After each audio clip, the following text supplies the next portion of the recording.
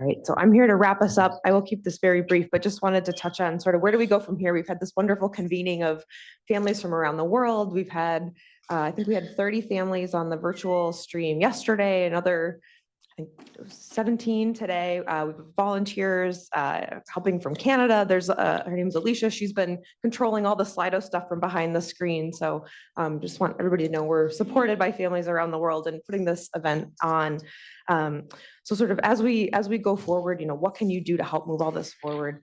So I think the biggest thing is, please join the ASXL-related disorders natural history study. If you participated in research here in person, you have already done that. If you have not done that yet, you can find all the information you need on the ARRE Foundation website, arrefoundation.org/registry. And then really practically, like, what does that actually look like? So you email Dr. Russell's team at this email address here, ASXL Chromatin Registry at mednet.ucla.edu. You don't have to memorize that. That is on the ARRE Foundation website. You need to have your child's genetic report ready. That's the first thing they will ask for. So if you're thinking about enrolling, go find that genetic report. And if you can't find it, contact us. We'll help you figure out where to get it. And then the next step is to actually consent to participate in the study.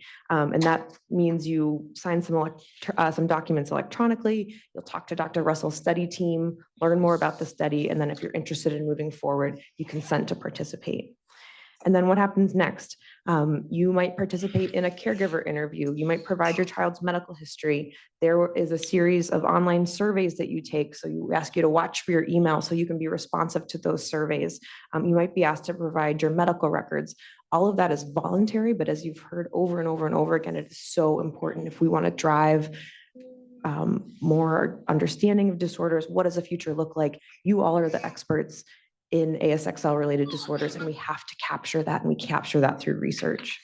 So as I mentioned a couple of minutes ago, the ALP study is really a huge part of how we're trying to capture all of that.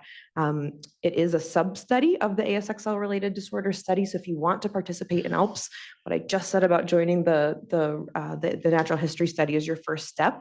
So if you were here in person, there's really sort of three parts to this study. You took part in the in-person assessments, and there are also virtual opportunities for families. Even if you weren't here in person, you can do the next two pieces, which includes remote caregiver interviews and caregiver questionnaires. And so, but you have to be enrolled in the natural history study to take part in that. So we would really love to hear from you and really have your involvement. But the first step is to actually enroll in the study. And then our big question as an organization is, how do we get more families engaged in research? And the answer is you. We have learned time and time again that the best way to get other families to participate in research, it's not social media, it's not an email, it's one family contacting another and pulling them into the umbrella and telling them what their own experience has been like, how to walk through the steps, what does it look like to take one of these questionnaires or take one of these surveys. So you can be the best ambassador for building this body of knowledge about ASXL-related disorders. And I would encourage you to share what you learned here. You all have your own networks personally. Everybody here, I'm gonna guess, is in one of your respective Facebook group for your child's disorder. What did you learn here? What questions do you still have? What's your personal case for why the families who weren't here need to get involved in research? We know that there are hundreds and hundreds of people with ASXL-related disorders, and just a tiny fraction of them are captured in the natural history study right now, and we need to change that.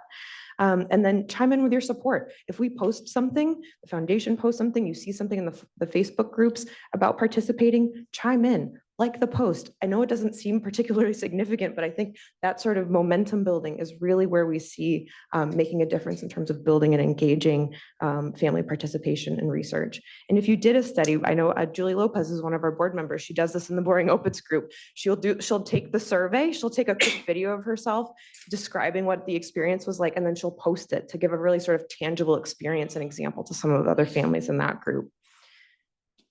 And then as we said earlier, when we call, please answer. If we're asking you to do something, it's with a particular end in mind. And I did want to share, as we close here, one of the things that we're working on to launch by the end of this year, which is the ASXL census. And I know there's the sort of the general curiosity about how many people in the world have ASXL-related disorders, but there's an even more strategic reason for us to try to figure that out.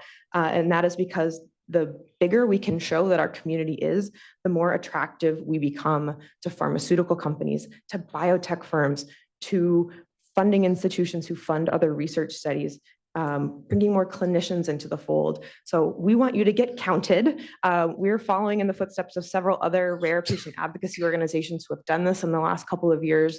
This community is so collaborative, the rare disease community. They're sharing all of their resources with us.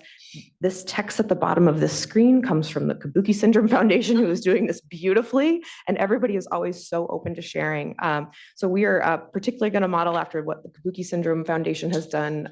Theirs is called the Kabuki Count. If you go to kabukicount.org, you can see what it looks like. It is beautiful, and they have identified well over 1,000 people with Kabuki syndrome in the last several months, and I know that we are going to be able to do the same.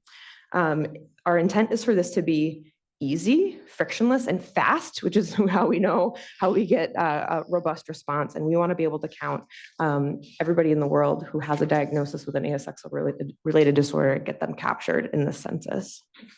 So in closing, oh, Stripey is coming in just at the right moment. Come on up, Stripey. I was going to start with a thank you to our volunteers. Stripey is not a paid staff member. He is a volunteer. Thank you to all of the volunteers who have made this event possible. From our volunteer meeting staff who are friends and families of mine. We have Sherry Schallberg, who's been here, who's relatively new to learning about us, but I think she learned a lot. She has a scientific background. She took notes in the research symposium to help us synthesize what we learned there after the meeting. We've had volunteers from Kennedy Krieger Institute helping Natasha with all of this work, which is just absolutely incredible. And everybody who's helped get families here, help with setup and everything, just very, very grateful to that. And we also need to thank Kennedy Krieger Institute for hosting us here, providing us all these wonderful resources in the time that we have been here. I also wanted to thank the board of directors for all of your support. You guys are amazing. Just thank you for your leadership. And finally, we will see you in person next in 2026. We don't have a location to announce yet, but it will be sometime in the summer of 2026, and we will absolutely see you virtually before that. So thank you all very, very much, and just appreciate you all.